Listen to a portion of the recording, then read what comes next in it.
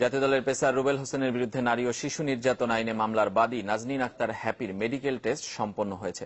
7 দিন পর যার রিপোর্ট পাওয়া যাবে। তার শারীরিক পরীক্ষার জন্য 3 সদস্যের মেডিকেল বোর্ড গঠন করা হয়।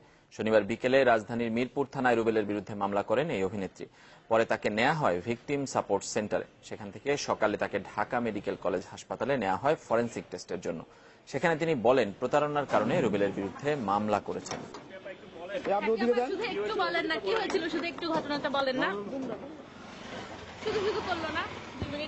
আমার অভিযোগটা হচ্ছে প্রতারণার অভিযোগ, আর কিছু না। আর আমি থানায় কথা বলবো, এখানে কথা বলবো না। কার বিরুদ্ধে প্রতারণার অভিযোগ?